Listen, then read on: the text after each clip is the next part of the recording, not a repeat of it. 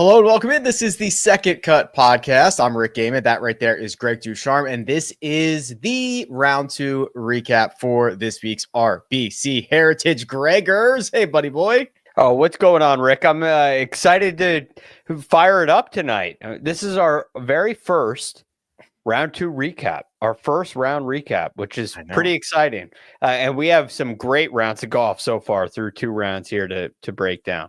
Yeah, so normally we would, so I was texting you all day. I was like, okay, let's, the broadcast is over at 3:00 my time, 6:00 Eastern. Let's go at 6 Eastern.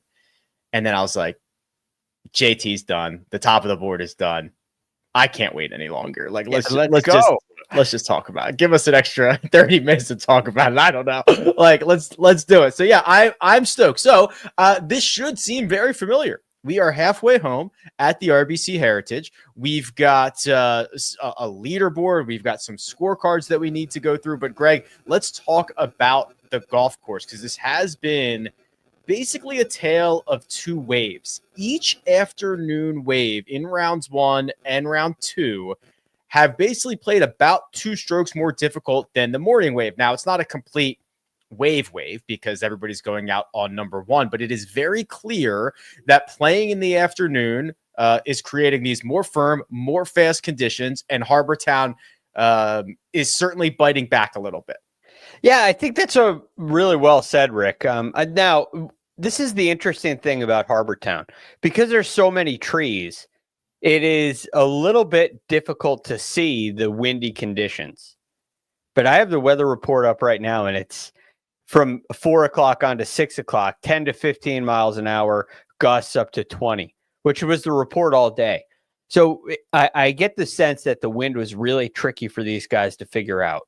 And it was just a challenge to know, how it was going to hit your golf ball. And it's significant enough where if you get it wrong, and it's a slight crosswind that's helping versus hurting, you play it helping and it's hurting, you come up 20 yards short. And we saw a little bit of that today. And then, as you said, Rick, which I think is really unique to Harbour Town, I can't remember the greens ever looking like this. They look browned out. Yeah, which I'm not complaining by any means. They're crispy, and it's making for these small greens are playing even smaller, and at the same time they're fast. So the putting is difficult. JT hit a gaff wedge on 16 from like 120 yards. It didn't even think about biting. It released. I was like, oh my God, this is like, okay, we're feeling it now. Russell Henley hit one on the front nine, maybe number 7, par 3. It landed and just bounced and rolled. It looked like a video game, like a bad video game. No graphic, a ball just bouncing out of green and rolling. No game physics, no real world physics. Right. No check and then release, just hit and roll. Yeah. I was like, wow. And what's interesting is this golf course typically has some of the easier around the green play on the PGA Tour and some of the easier putting surfaces on the tour. I think it's going to be a lot more difficult this year come the end of the week. Yeah. Well, we've got 2 rounds to get to. I think our goal at some point would be to get back to round by round recaps. If you want to support that endeavor, hit the like button, make sure you're subscribed, retweet, get this out. Let's see what we can do over the course of the next couple of months. But we've got 2 rounds to get to, Greg. But I'm going to start here with the Friday round of the day. And that, of course, went to Siwoo Kim, who was shot out of a cannon. He goes out in 5 under, and then he makes birdies on 10, 11, and 12. So a 4 birdie streak from 9 through 12, a little bit weaker coming in, played the final 6 in 1 over par. But as we sit right now, Siwoo Kim is in a tie for second, 2 shots off the lead heading into the weekend. He hit some phenomenal shots, so some spectacular shots, like the one at number 5 where he made eagle. He was 275 yards out and hit it to 5 feet. So that was really impressive. But Siwoo Kim in general seems to really like Pete Dye golf courses. It seems to be a great fit for him. Pete Dye and like tree lined. Yes. Right? He's not played well at Wyndham. He obviously won his players at a Pete Dye court, like that, like kind of those things. Which is fascinating to me. Now, I listened to him. Well, it's fascinating because I don't think of him as an extremely accurate player. It's not like if Brendan Todd plays great at Harbour Town or TPC Sawgrass or Wyndham, it makes sense. Siwoo doesn't necessarily fit that mold in my mind. Now, he did hit 12 fairways today. And he said that he didn't feel great today. And normally when he feels great, he goes at everything, just get at it. Yeah. And he was more conservative today. Now, from my vantage point, it still looked pretty darn aggressive. But he said he played a little more conservative, and that strategy would help on firm greens like this. You need to give yourself a little, as small as they are. You just need to hit the greens, and he did a pretty good job of that today. Well, the thing that I find interesting is he played later-ish in the day, so he really put together a solid round. We saw a couple of rounds get done early where guys posted, and I'm thinking in particular of maybe like an Andrew Novak who's in at 9 under. Greg, he went out early, followed up his Thursday 68 with a Friday 65. He was also like 7 under par when he made the turn, something ridiculous like that. We have seen 7 under through 12 is the actual number. We have seen Andrew Novak get himself into contention much more regularly recently. I'm thinking of Torrey Pines. I'm thinking of he played well at Torrey Pines. Both additions. He's starting to figure this out on a more regular basis. Yeah, you're also the Valero Texas Open. He played really well until 76 on Sunday. You mentioned the Farmers. He played well at the Genesis and was in the mix there through 2 rounds as well. He has been more this season compared to last season. He's been more of a popper. Last season, he seemed to be really consistent, but have a hard time cracking. He didn't make the playoffs last year. And if I remember correctly, he was like 20th on tour in strokes gained total and didn't make the playoffs. It's because he didn't have enough high finishes. Now this year, he's starting to get himself into these final groups, starting to get some of these top 5s. And if he finishes, if it ended right now, he'd move all the way up to 16th in the FedEx Cup standings, right, which would be huge for him, a huge next step. So as we've talked about a lot, Rick, you and I'm a huge fan of Andrew Novak's game. I love what he does with his iron play. I want to see him now learn from some of these experiences he's had in the mix and go play some great golf. Go get yourself in a fight with one of these big time superstars down the stretch on Sunday. I think he has the game for it. Well, speaking of big-time superstars, let me get you to Scottie Scheffler, the #1 player in the world, who had himself a day on Thursday. It was a 64 in which he hit 15 greens. His average proximity was 21 feet 7 inches. He had the second best strokes gained approach round of his career, over 5 strokes gained in that category. So it was just an absolute feast on Thursday. Then he plays in the afternoon here today, Greg, on Friday, not nearly as sharp. He was 1 under at the turn and then played his final 9 holes in 9 pars. So Scottie Scheffler also showed some frustration out there today, but it's very nice when you can be as frustrated as he is in a tie for 6th and 4 shots off the lead. Well, I believe that frustration happened at number 8. If I'm not mistaken. Number 8, he's down the left side. His ball hits a tree and ends up in the bunker way short. It just clipped a tree. And he was frustrated. He was giving the club back to Ted Scott. Yes. And then said, wait a second. I've never seen anything like that. He pump faked him. Yeah, wait a second. I'm not done with this yet. I'm not done. I'm going to spike it into the ground right now. Like an axe, like a battle axe. That's exactly what he did. So he was clearly upset. I didn't think this round was anywhere close to as good as what he did on Thursday. Thursday looked like, I'm like, we're back. Yeah. This is Scottie. Now, that being said, today, not back. He still, his average proximity was 28 feet 4 inches today. he hit some bad shots, but he hit a lot of good shots too. That's the scary part, I think, is we saw yesterday how insane he was. And then even when he has these subpar rounds, he loses a stroke on approach, loses a half a stroke with the putter, does not beat the field average. I mean, loses to it by a shot or less than a shot.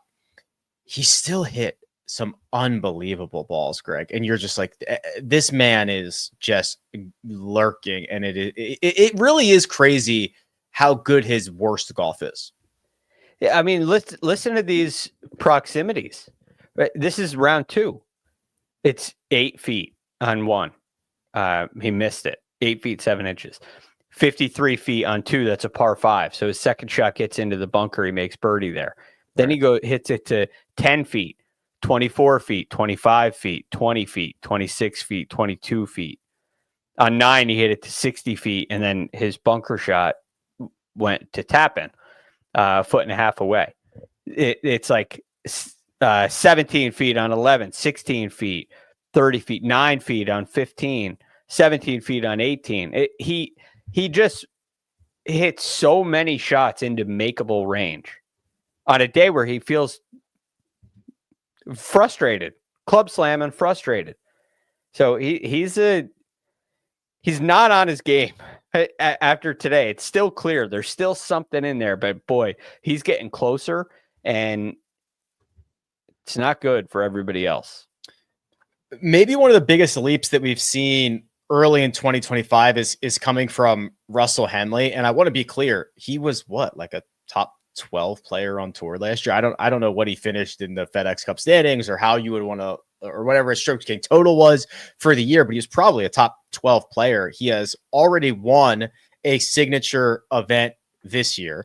He starts off this week with rounds of 64, 68. The stat profile is pretty vintage Russell Henley. In fact, he could probably be hitting his approaches a little bit better, but pretty vintage Russell Henley. And he is now tied with Siwoo Kim, 2 shots off of Justin Thomas's pace. Again, I just love the, I don't even want to call it an evolution, like the natural growth that we're seeing out of Russell Henley. That's usually safe for guys who are 23, 24, 25. Russell Henley's finding a way to improve basically every single year. Well, you mentioned his FedEx Cup performance last year. He did come in 4th. Okay. Wow. Okay. Well, but yeah, it was a great tour championship that he had. Okay. He was on the money list. He was 23rd. Okay. This year, without having a great tour championship, he's 5th, but he's 4th in the money. So that's the jump. Yeah. Right. And the win goes a long way in that. I love what I saw out of Russell Henley today because it was, quite frankly, not very good. The way that he hit his driver all over the place on the front 9. He settled down on the back a little bit, but he was in the trees. He was chipping out. He was making par, but when he got it in the fairway, he struck. Yeah. And he was able to take advantage of some really good shots that he hit. He gets away with birdie at 9, but the way he hit it off the tee on the front 9, he easily could have shot 38, and he shoots 34. And then he's able to. He played a lot better on the back, in my opinion, and puts himself in position at 10 under now, where he's got a great shot to go win on a very narrow golf course with greens that are very hard to hit. I'm glad you mentioned that, because I was just looking at it, and I remember looking at this before the week started. On paper, this is got to be one of the best golf courses for Russell Henley on planet Earth. His results are mixed. Now 3 out of his last 4 years have been good, but he's played here a lot. So he's got 3 top 20s in his last 4 years, but he also has 3 missed cuts in his last 6. Going back prior to, I guess that maybe that's the growth of his game. And as he has gotten better, he has played better here. But I would have expected to click that button on the website and be like, oh yeah, this is just a top 20 machine here. I think part of that is just Pete Dye. Victor Hovland hit a shot, Rick, that barely missed a green on 17. Right? I mean, it misses the green by probably. There's a bunker on the right-hand side that kind of it's like a very steep wall, essentially. And if it's 4 inches to the left, it bounces on the flat area and maybe bounces in the bunker. Well, it hits the wall and kicks directly to the back lip of a bunker, and he can't even play it anywhere close. I mean, his back is literally to the flag.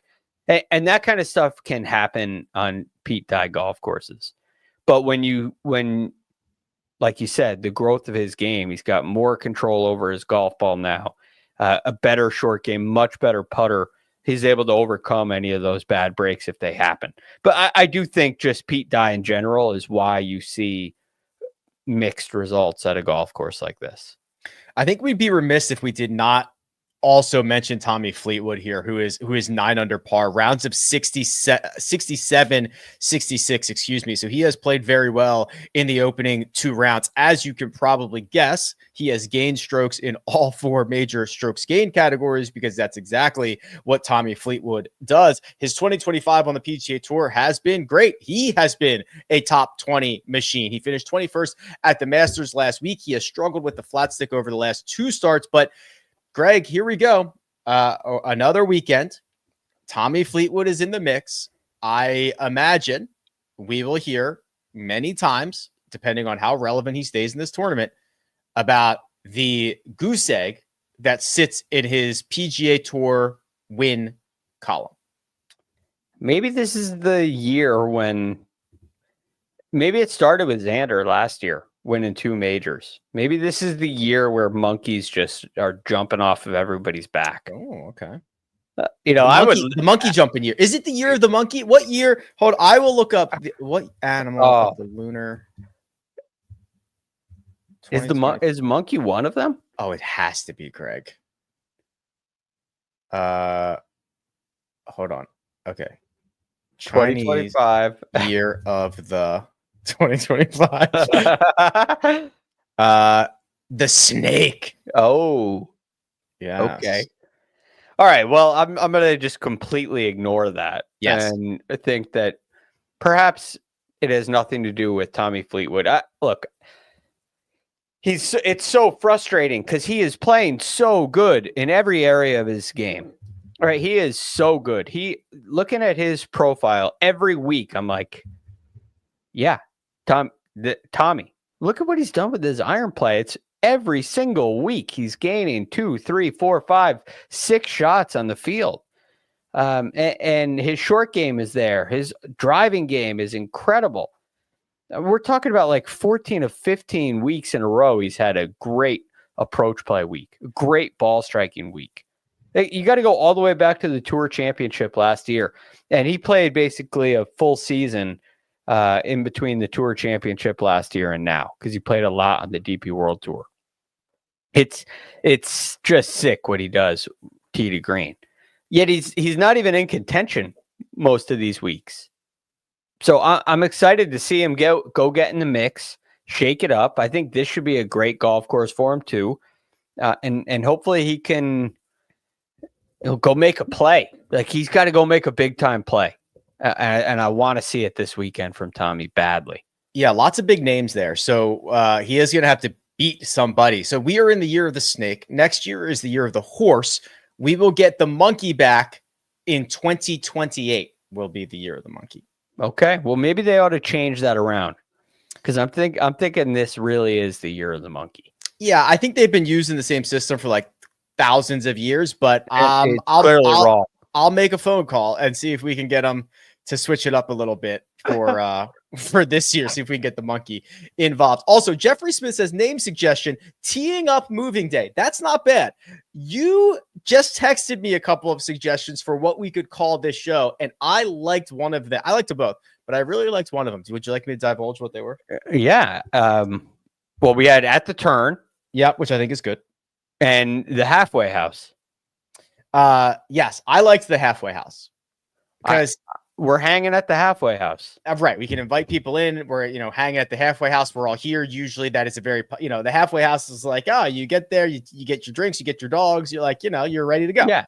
Yeah. Get ready for the back 36 in this case. Yeah, exactly. So I like that. We'll workshop that and see what we can come up with. Well, we have laid out the leaderboard. It looks as such. Si Woo Kim, Russell Henley, 2 shots back. They're 10 under par. Andrew Novak, Tommy Fleetwood, 9 under. They're 3 back. Mackenzie Hughes, Scottie Scheffler, 8 under. The man they all chase is the man who went out and set, or at least tied, a course record on Thursday. That, of course, is one Justin Thomas. Here's the scorecard from Thursday, Greg. It was special. 61, in which I believe he left at least 2 strokes out there. He had a pretty ugly 3-putt from like 25 feet, and then he had a 5.5 footer on 18 that he missed. So we'll get to his Friday round here in just a second, but this is a beautiful card that I've got up on the screen right now. This was sensational. And yes, a beautiful card. Killer to have a bogey on the card in a round like that. It just ruins things. But when you see Justin Thomas hitting 16 of 18 greens at Harbour Town and finding 10 fairways, this is special. And then he makes 3 putts from outside of 30 feet during the round yesterday. It was honestly, it looked a lot like Scottie Scheffler's round with a couple of long putts made, which is a positive, obviously. He was hitting fairways. He's hitting it close, and he's getting a couple bonus putts to fall. It's special stuff from JT in round 1. Rick, what is it about him? I mean, he's got 40 rounds of 62 or better? Okay. Is that so number 40? I don't know, but they just showed, the broadcast is wrapping up. They just listed out, and I could not believe these were all attributed to Justin Thomas. I had to double check it and rewind it.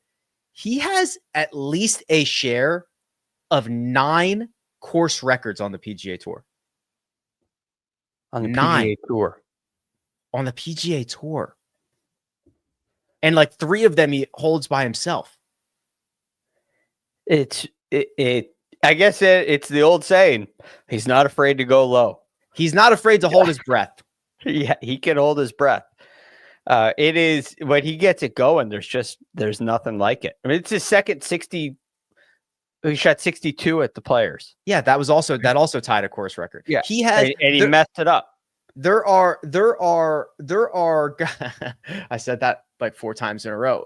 There are guys who do not have a single 8+ strokes gained round in their careers and have played hundreds and hundreds of rounds. He did it twice in a 12-round stretch, and it's not even that crazy for him. The other thing that he always does, Greg, is that he basically can't close the deal. Well, so I was last night made just a couple notes. If you were to write a headline for these guys, a 1-sentence headline, with Scottie, it's he might be back after Thursday's round, and it still may be true. With JT, it was he needs to win this thing. He needs to go win this tournament. And I thought that Friday's round was the kind of round that furthers that. Right, this could have gotten away from him. 100%. So let me set this Friday round up. So yeah, it was a slow start. Remember, the back 9 plays more difficult than the front 9. He got off to a very slow start. He was even through 8 with 1 birdie and 1 bogey. He then goes back-to-back birdie bogey on 9 and 10. He gets 2 late birdies coming in on 13 and 15. It was gritty, Greg. This definitely could have gotten away from him. He did not hit a lot of great shots. The driver betrayed him as usual. It was a little loose. Yeah, this could have been 3 over. A couple of errant tee shots, like you said, some chip outs. He just didn't give himself nearly the birdie putts. So remember, we were talking about proximity to the hole with Scottie Scheffler. Now, it's typically not a very good statistic. In all, because it includes second shots on par 5s when you're going for it, right? You get some, and if you miss a green, you could get it. But listen to the difference here. He averaged 29 feet 9 inches on Thursday. If you're under 30 feet, it's a rare thing to see. Now remember, Scottie, his second round, he went up 4 feet. Right. It went from 24 feet to 28 feet. It went from 21 to 24. Yeah. 21 to 24. Excuse me. JT goes from 29 to 44. Yeah, it felt like it, Greg. Yes. And he just didn't give himself any birdie looks. He couldn't. He was always out of position or misjudging the wind or having to hook it around a tree, or he's standing with 1 foot on the bulkhead, trying not to fall into the water. That was the only bogey that I guess he made 2 today. Made a bogey at 8. That's where that happened. And another one at 10. But Rick, his short game is just so good too. It's insane. I think they mentioned it on the broadcast, or maybe it was PGA Tour Live. A lot of times he gets around the greens, he hits it to something that is tap in range, and it's really good because he also hit some putts today that were like, he had like a 5-footer that he missed like 2 feet right. What are you like? The guy is he looks like the best golfer in the world, and then he can do stuff that just drives me bonkers. Right? And it's because he gets a little wild off he is a superstar. Yeah. In the middle 2 areas of the game. The short game, the touch he displays from like 1-2 bounces short of the green, it rolls like a putt on the ground, like it's going to go in. Gives himself just as good opportunities from off the green to hole it than on. His short game rivals Jordan Spieth. Jordan gets a lot more attention, but JT's may be just as good. JT's is like way better. JT has all the shots. Jordan Spieth he's an animal, but JT's got all the shots. Jordan did one today from, was it on 15 or 16 over? He's short-sided, got to go over a bunker and nipped it. It was the most perfect shot I've ever. Well, Jordan also takes when there's 5 options, he just always takes the most difficult one. So then when he pulls it off, it also looks sick. Yeah. JT sometimes does that too, but yeah, they're both incredible. I actually think JT with his short game I wish he would do this off the tee. Like he takes the kind of the PGA pro, like it's like his dad who is a PGA pro. What would you suggest, right, as a teacher? Well, we're going to bump this along the ground, get it on the green, let it roll out like a putt. I want him to be like, what would you suggest off the tee here? I would probably not blast it. I would pay Joe Griner to snap his driver tonight. It is every time he hits driver, he's in trouble. Every time. I don't know what the Titleist just came out with, a mini driver. Maybe is that the answer? I don't. I need to get my hands on that. Mini drivers are making a really. They're not for you. Run. Oh. They're making a run. They're not for you. They're for JT. Oh, you don't think me and JT should be using the same clubs? No, I don't. I don't. Fair.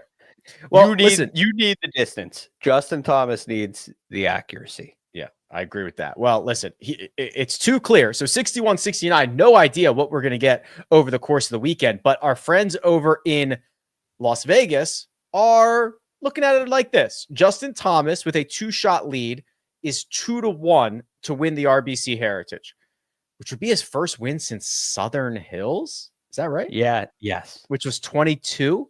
22. May coming up on. I was gonna say coming up on 3 years. Yeah. Full. Okay.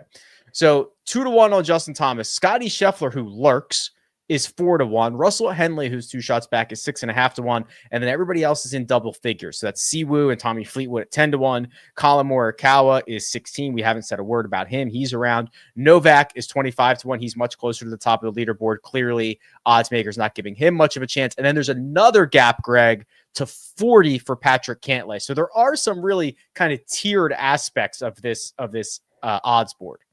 67-69 for Patrick Cantlay, who's third in strokes gained tee to green right now, which is what he has basically done each of the last couple of weeks. Yep, that's been his whole year. So he's interesting just because he's long, but kind of hoping that the putter would be a little hotter by now.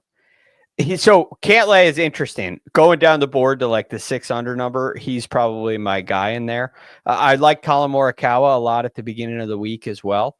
So I'm not afraid to go back here at 16. I think it's a good number. What I like about Colin Morikawa is he put a new mallet putter in the bag. He did, and it's working. In play. It was all right. He gained strokes putting yesterday. We gained 2.2 today. He was fourth in the field. Yep. And he's hitting the ball well. So I think Morikawa could make a charge too. He had a bogey-free 66 on Friday, which included that 2 strokes that he gained with the putter. So now he's 14th in putting for the week. He moved up 23 spots on the leaderboard. Let's play the game. How far back is too far back, right? Because we've got, Cantlay's at 6 under. That's 6 off the lead, which also has to go through Morikawa, Wyndham Clark, Scottie Scheffler, Tommy Fleetwood. I guess I'm throwing in there Russell Henley and Justin Thomas. Patrick Cantlay Colin Morikawa is at 7. Scotty's at 8. Like, how far back is too far back? So JT at 12 under is very much the real lead. The lead is 12, but he shot 61. So, where do you think he can get to by the end of Sunday? Okay. So I'm thinking, if he shoots 2 rounds of 68. Yep, that's what I was thinking too. And it's a great way to break this down because there's 3 par 5s. So if he can birdie the par 5s and play everything else even, in theory, or something like that, that's 68s. So 3 under, 6 that puts him at 18 under. Right. So 18 under. Okay. So if you're at 6 under, you've got to go out. You got to play. Yes. Yeah. You got to go shoot 12 under over the weekend. 65. You got to do what JT did over the first 2 days. I believe that's possible, but not for very many of them. It basically puts the 5 unders out to me. Like, I know you got Xander at 5, Spieth at 5, Hovland at 5.